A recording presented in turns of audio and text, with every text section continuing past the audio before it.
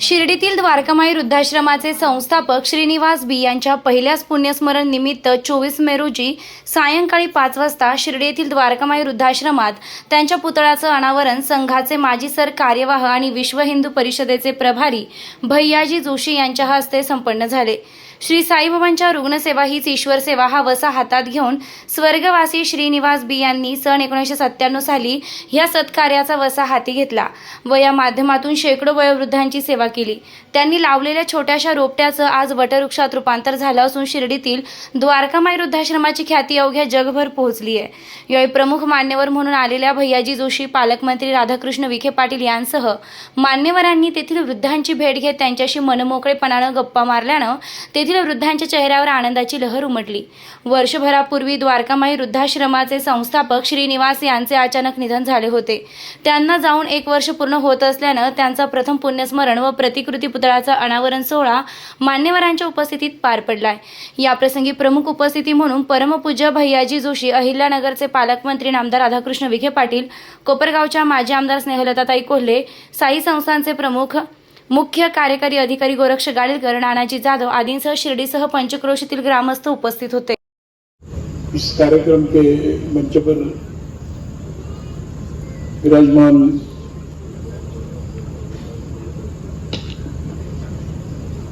पूज्य श्री अहोबिलाल जीयर स्वामी जी, राष्ट्रीय स्वयंसेवक संघ के मान्यवर कांग्रेस संचालक नाना साहब जाधव, हम सबके सुपरिचित अपनी प्रतिभा और कर्तृत्व से राजनीति में एक अलग छाप बनी ऐसे राधाकृष्ण विखे पाटिल साहब, श्रीनिवास जी के परिवार के सभी छोटे बड़े सभी सदस्य और विशेषतः श्रीमती सुधा रानी जी और इस कार्यक्रम में उपस्थित सभी सज्जन वृंद, बहनों तथा भाइयों, श्रीनिवास जी के हमारे बीच से जाने के लिए 1 वर्ष हुआ है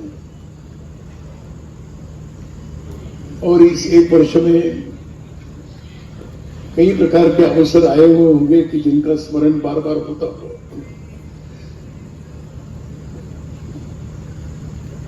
औपचारिक रूप से आज यहाँ पर एक प्रतिमा का अनावरण हुआ,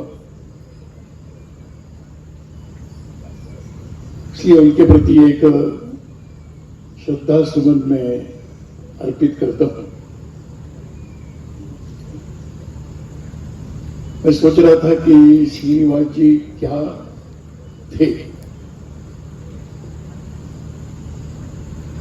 तो एक तो हम सब जानते हैं कि वो विजयवाड़ा से, हैदराबाद से निकलकर यहाँ पर आए। तो एक तो बड़ी बात सिद्ध है कि वो साईं बाबा के भक्त थे और साईं बाबा के शब्दों को जिन्होंने ठीक से समझ लिया उसमें से साईं बाबा के चित्र हम देखते हैं तो एक संदेश मिलता है। उसका एक शब्द है श्रद्धा। इस शब्द को जिन्होंने पूरे अंतःकरण से स्वीकार किया, तो श्रद्धा किसके प्रति? केवल देवताओं के प्रति, देवताओं की मूर्तियों के प्रति ऐसा नहीं है। तो जो एक चेतना युक्त मानव है उसके अंदर जो ईश्वर है उसके प्रति श्रद्धा है, प्रति श्रद्धा है। इस श्रद्धा का व्यवहारिक रूप प्रकट करना है तो बड़े शांति से, धैर्य से चलना पड़ता है, इसलिए सबूरी को भी उन्होंने स्वीकार किया। हम इस केंद्र का इतिहास तो हम जानते हैं, प्रारंभ कैसे हुआ और करते करते आज कहां तक पहुंचा है। तो धैर्य के साथ चलते रहे, सबूरी के साथ चलते रहे और ये सब करते समय मन के अंदर जो भाव है वो साईं बाबा का जो तीसरा संदेश है, सबका मालिक एक। सबका मालिक एक जब कहते हैं तो मैं मालिक नहीं हूं, ये भाव बहुत ताकतवर सामर्थ्य संपन्न बनाता है व्यक्ति को कि मैं मालिक नहीं हूं, मालिक तो सबका मालिक एक है। अब इस संदेश को जिन्होंने समझा, केवल पढ़ा नहीं, केवल सुना नहीं, केवल देखा नहीं, तो जिसको उन्होंने अपने हृदय में उतारा, ऐसे व्यक्तित्व का नाम है श्रीनिवास जी। ये व्यक्ति का नाम है। मैं सोच रहा था ये केंद्र का द्वारकामाई वृद्धाश्रम है, परंतु मेरी मान्यता थोड़ी एक अलग प्रकार की है कि वृद्धाश्रम नहीं है, ये आश्रम नहीं है, ये चिकित्सालय नहीं है, ये अन्न छत्र नहीं है, ये विश्रांति करने का स्थान नहीं है। तो क्या है? तो यहां पर रहने वालों का सबका ये घर है, इस घर के रूप में ही रहते हैं। और श्रीनिवास जी ने यही एक अपने व्यवहार से संकेत दिया है, यहाँ आने वाले सब हमारे घर के लिए।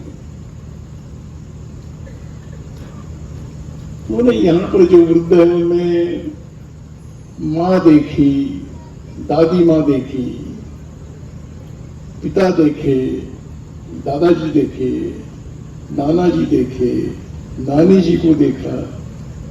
ये दृश्य एक दृष्टि होने के कारण उन्होंने जो भी यहाँ पर किया वह एक पुत्र अपने घर के वृद्धों की सेवा करता है, उसी भाव से ये किया है।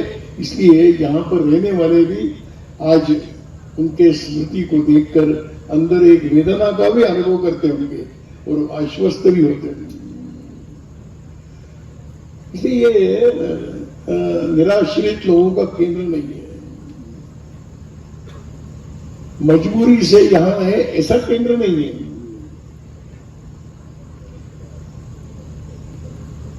कभी कभी ये लोग कहते हैं जितना करते हैं उतना ही बहुत है और अपेक्षा मत करो, ऐसा यहां पर काम करने वालों के मन में भाव शून्यवत है। उसी परंपरा को सुधारने जी चला रही है। मैं समझता हूं कि यह वास्तविक रूप से यज्ञ है, यज्ञ कर्म है। और ये जो यज्ञ होता है तो उसमें आहुति डाली जाती है। यज्ञ की भी अपनी एक श्रेष्ठ परंपरा है, श्रेष्ठ चिंतन उसके पीछे है। यज्ञ जब होता है तो पहला मंत्र आता है, जब आहुति डालते हैं तो यज्ञाय स्वाहा, ये यज्ञ को दिया है। परंतु हमारे पूर्वज जानते थे कि मनुष्य मनुष्य है, उसमें विकृति आ सकती है, इसलिए आगे कहा गया यज्ञाय। अब ये यज्ञ का हो गया है, केवल यज्ञाय स्वाहा नहीं, तो यज्ञ का हो गया है। उतना भी पर्याप्त नहीं माना, इसलिए आगे कहा अब कहो इदम न मम, ये मेरा नहीं है। वास्तव में आहुति डालने के बाद ही वो समाप्त हो गया, परंतु मन बड़ा विचित्र है, मन बड़ा दुविधा में रहता है। उसको लगता है मैंने किया ऐसा लगता है। पर वो जब कहा कि यज्ञ, ये यज्ञ का हो गया था और इदम न मम कहते हुए ये मेरा नहीं है। मैं समझता हूं कि श्रीनिवास जी के जीवन को देखते हुए क्या हमें यही संदेश नहीं मिलता है कि जिन्होंने इदम न मम, ये मेरा नहीं है ऐसा कहकर ही इस कार्य को चलाया है। कार्य मेरा है परंतु ईश्वर के द्वारा बताया हुआ कार्य में कर रहा हूं। तो शिल्ली में आकर करने की क्या आवश्यकता थी? जिस व्यक्तित्व से, जिस महापुरुष के जीवन से मुझे प्रेरणा प्राप्त हुई, उनके सानिध्य में रहकर ही मैं कुछ करना चाहता हूं, इसलिए भी। और ये एक बहुत श्रेष्ठ इस प्रकार का, और ये यहां पर रहने वाले सभी लोग, ये कोई मैनेजमेंट नहीं है, परिवार मैनेजमेंट शब्द के आधार पर नहीं चलता है। परिवार घर चलता है अपनेपन के आधार पर। अपनेपन, अपनापन ये बहुत बड़ी बात है। घर के माताजी पिताजी बच्चों की मैनेजमेंट नहीं करते, व्यवस्था नहीं करते, वो उनके लिए जो कर्तव्य है वो करते हैं।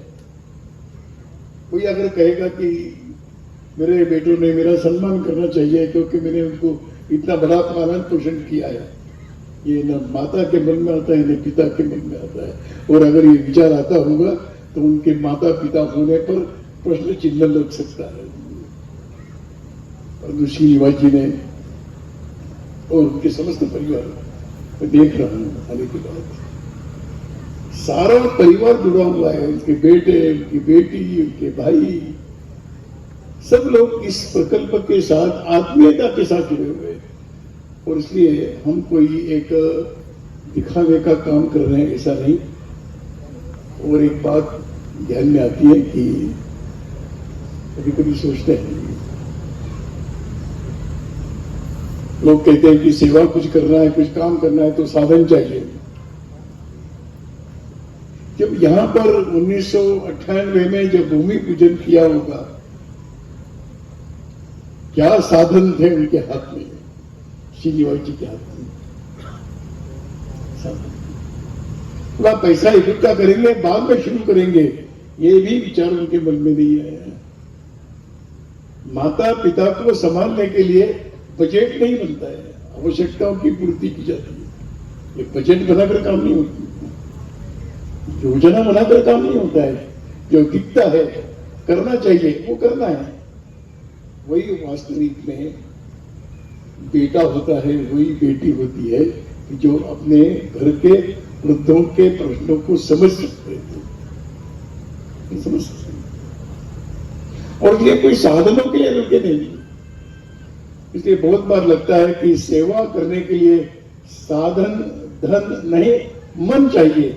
और इस मन की विशालता ही व्यक्ति को इस श्रेष्ठ कार्य करने के लिए ऊर्जा देती है।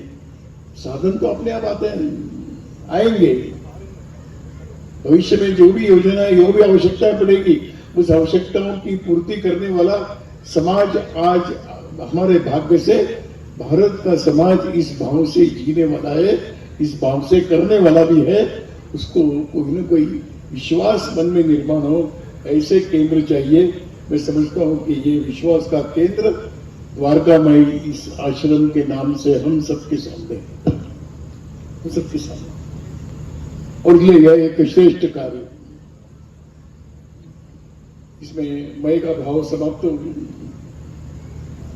वो बताते तो नहीं गए कि 1 साल के बाद मेरी प्रतिमा बनाऊंगा, मतलब मैं जाने के बाद। आजकल लोग तो जरा स्वभाव अलग अलग रहता है, करने के बाद कुछ अपेक्षा करें थोड़ा समझ सकते हैं, पर न करते हुए मुझे कुछ मिलना चाहिए ऐसी अपेक्षा रखने वाला समाज अपना दुर्भाग्य से पल रहा है। धीरे धीरे कोई काम करता है और किसी ने धन्यवाद नहीं दिया तो मन में बहुत पीड़ा होती है कि मैं इतना काम कर रहा हूं, मुझे कोई धन्यवाद भी नहीं देता है, मेरा कोई आभार भी नहीं मानता है। मैं इतना काम कर रहा हूं, मुझे कोई पुरस्कार नहीं मिलता है। परंतु इन सारी शुद्ध भावनाओं से ऊपर उठकर जो रहा, ऐसा जीता जागता उदाहरण हमारे सामने हम में से बहुत लोगों ने राम निवास जी को, इसी निवास जी को देखा है। इस प्रकार के इस प्रकार हाथ फैलाया होगा अपने लिए नहीं, भवन बनाया होगा अपने लिए नहीं। ये जो एक श्रेष्ठ भाव है, मैं समझता हूं कि एक श्रेष्ठ आत्मा श्रीनिवास नाम के शरीर में आई थी। वो अपना कार्य पूरा करके चली गई। उनका कार्य इतना ही था कि आने वाले भविष्य को काम करने के लिए प्रेरणा मिले, ये उनकी भूमिका थी। वो उन्होंने भूमिका पूरी की, इसलिए तो हम लोग इतनी बड़ी संख्या में आए हैं। इसलिए भिन्न भिन्न प्रकार के लोग यहां पर आए हैं, आंध्र तेलंगाना से भी आए हैं, आसपास के लोग भी आए हैं। मैं समझता हूं कि ये आकर्षण का नहीं, हमको खींच कर लाने वाला ये केंद्र है। यहाँ देखने के लिए क्या है? देखने के लिए नहीं आते, यहाँ अनुभव करने के लिए आते हैं। और अनुभव करने के लिए आए हुए लोग स्वाभाविक रूप से इस श्रेष्ठ कार्य का हिस्सा बन जाते हैं, भाग बन जाते हैं। और इसलिए मैंने कहा कि हम सबको इस कार्य से कोई ऊर्जा है, कोई प्रेरणा है, तो अपनेपन से अपने लोगों के लिए, अपनेपन से अपने लोगों के लिए सर्वस्व लगाकर करो। यही उनके जीवन का संदेश है, ये उनके जीवन का संदेश। इसलिए हम सब लोग आएंगे, बार बार आएंगे, यहाँ की परिस्थिति को देखेंगे, समझेंगे। और कभी कभी लगता है कि लोग कहते हैं हम यथाशक्ति सहयोग करेंगे। ये यथाशक्ति दुर्बल व्यक्ति का विचार है। हम यहाँ आने वालों के मन में ये विचार आएगा कि यहाँ पर जो जो आवश्यक है वो हम यहाँ पर ला कर देंगे। ये संकेत, ये संदेश इस केंद्र की ओर देखकर मिलेगा। वृद्धों की संख्या कम होगी, ज्यादा होगी, बढ़ेगी, कम होगी, वो तो चलता रहेगा। भवन बनेगा और एक मंजिल बनेगी। आज 200-250 के व्यवस्था बनाई है, कल और आवश्यकता पड़ेगी तो बनाएंगे। लेकिन कठिनाई ये है कि इस प्रकार के वृद्धाश्रम के व्यवस्था करने की आवश्यकता पड़ती है। ये भारत के लिए ये नया है, भारत के लिए नया है। हमारे यहाँ पर ये कल्पना में भी नहीं है। इसलिए ये वृद्धों का निवास मतलब घर ही है, घर ही है। इसलिए मैंने कहा कि इसको वृद्धाश्रम हम कहते हैं, पर ये वृद्धाश्रम न होकर ये वृद्धों का निवास स्थान है। यही बहुत बड़ी शक्ति यहाँ पर रहने वालों को देने वाली है कि हम हमारे घर में हैं। हमें एक बेटा, एक बहू, एक बेटी, एक पोता, एक नाती, हमारे लिए समाज के लोग हमको मिले हैं। इससे बड़ी शक्ति मनुष्य को जीने के लिए और क्या चाहिए? जीने के लिए आत्मसम्मान चाहिए, जीने के लिए आत्मविश्वास चाहिए, जीने के लिए सब प्रकार की सुविधा नहीं। सुविधा के कारण हम जिएंगे ऐसा नहीं, परंतु सम्मान, विश्वास, आश्वस्त होकर इतने लोग हैं, हमें चिंता करने का कोई कारण नहीं।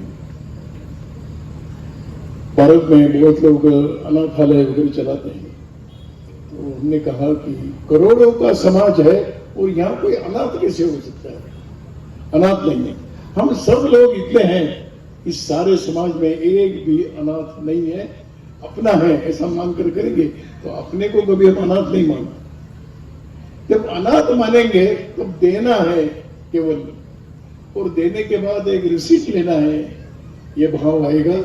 अगर ये अपना ही मानकर करेंगे तो फिर वो इदम न मतलब पसंद आएगा। स्वाभाविक रूप से आज के शासन व्यवस्था में न्यास बनाना पड़ता है, निधि संग्रह का हिसाब किताब रखना पड़ता है। उतना तो आज करने की आवश्यकता इसलिए करेंगे, परंतु हम भारत का, हिंदू समाज का अगर हम मानस देखेंगे तो हम सब लोग अनुभव करते हैं कि सेवा कभी भी योजना से नहीं होती। आंखों से दृश्य देखने के बाद जो करने की इच्छा मन में होगी उसको सेवा कहा है, उसको सेवा कहा है। सेवा हमने एक चिकित्सालय खोलने का विचार किया है। क्यों किया है? हमारे पास डॉक्टर है, हमारे पास दान देने वाले लोग हैं, इसलिए चिकित्सालय बनाएंगे। चिकित्सालय की आवश्यकता है तो दान देने वाला होगा, नहीं होगा तो भी चिकित्सालय चलाएंगे। ये जो दृश्य देखने के बाद वेदना मन में निर्माण होती है, मैं समझता हूं कि श्रीनिवास जी के मन में ऐसे अपने आसपास के वृद्धों को देखकर जो एक प्रखर वेदना जागृत हुई, एक संवेदना जागृत हुई। वो संवेदना श्रीनिवास जी को रुलाने वाली नहीं तो कर्मशील बनाने वाली हुई। उसका परिणाम है कि इतना बड़ा प्रकल्प आज हम सबके सामने, हमारे सबके सामने है। अंत में मैं कहना चाहूंगा कि कुछ पूर्व जन्म की भी पुण्य प्राप्त है। नहीं तो श्रीनिवास जी के मन में ये क्यों आया? पूर्व जन्म में भी इसी प्रकार का काम उन्होंने कहीं किया होगा, उस समय लगा होगा मेरा काम अधूरा है, इस जन्म में आकर मौका मिलते ही, अवसर मिलते ही वो प्रेरणा एक बीज फिर एक बार जागृत हुआ और काम शुरू हुआ। अगर उन्हें लगेगा ये काम और अधूरा है तो अपनी पुनर्जन्म की कल्पना में फिर एक बार श्रीनिवास जी आएंगे और श्रीनिवास जी आकर हम सबको प्रेरणा देने का काम भी निरंतर करते रहेंगे।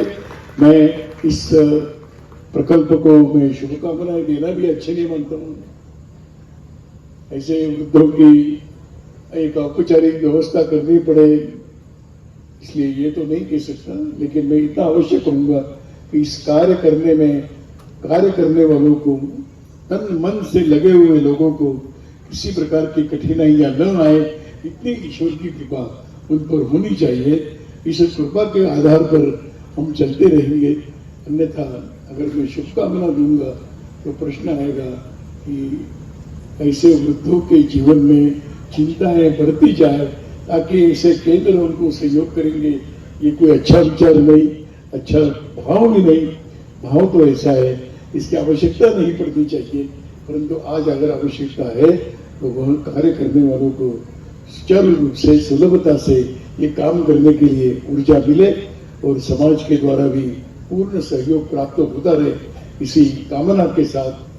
और विशेषतः सुधा रानी जी को, द्वारकामाई आश्रम के सभी न्यासियों को और जिन्होंने मुझे यहाँ आने के लिए जोड़ने का प्रयास किया, ऐसे दादा वैदिक जी को मैं धन्यवाद देते हुए आप सबको नमस्कार करते हुए मेरी बात।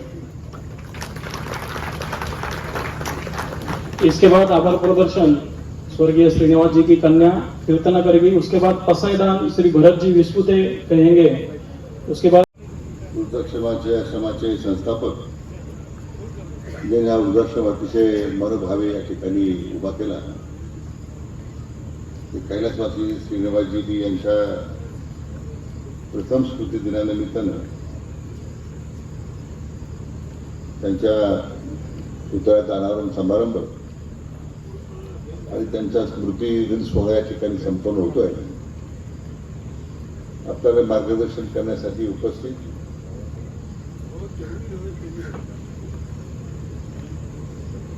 आपल्या राष्ट्रीय स्वयंसेवक संघाचे अखिल भारतीय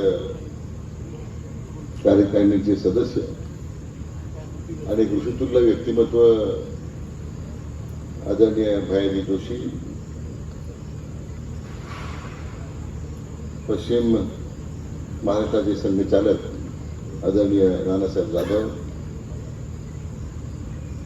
विश्व हिंदू परिषदेचे केंद्रीय सहमंत्री आदरणीय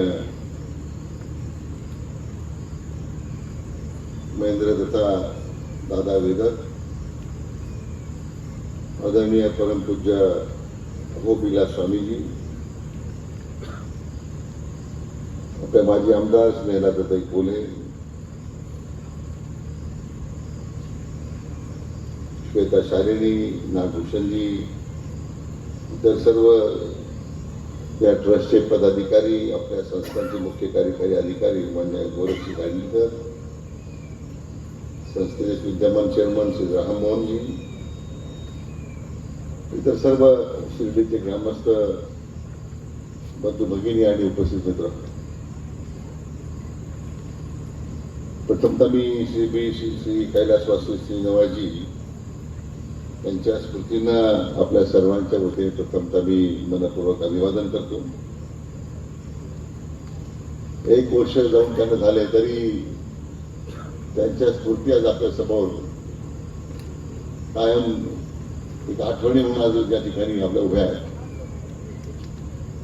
मला वाटतं 1 वर्षापूर्वीच आदरणीय राज्याचे मुख्यमंत्री मान्य देवेंद्रजी आम्ही या आश्रमात आलो, त्यावेळी जे काम त्यांनी सुरू केलंय ते म्हणजे अतिशय मी त्याला म्हणेल की आपल्या सर्वांच्या कल्पना शक्तीच्या पलीकडचं आहे। तर मी कोणताही माणूस या श्रेणीमध्ये येताना साईबाबांच्या निसीम भक्तीचा त्या ठिकाणी त्यांना आशीर्वाद मिळतो आणि बाबाने दिलेल्या शिकवणीचा आधार घेत त्या सेवाभावी वृत्तीनं या ठिकाणी त्याचा निराधाराचा आधार बनतो ते मला वाटतं कैलासवासी श्रीनिवासजी यांच्या रूपाने त्यात आपल्याला पाहायला मिळतात. तर मग श्रीनिवासजी यांचं कार्य पाहिलं तर साईबाबांनीच खरं म्हणजे हे काम त्यांच्याकडून करून घ्यायचं होतं आणि म्हणून त्यांना ही संधी आणि मित्राने मिळाली आणि म्हणून बाबांनी संपूर्ण पाठबळ या सगळ्या उपेक्षित लोकांच्या सेवेकरता त्यांनी त्यांच्या पाठीमागे उभं केलं. तर म्हणजे समाजात काम करताना आपल्या स्वतःची एक वेगळी ओळख करण्याचा प्रयत्न होतो.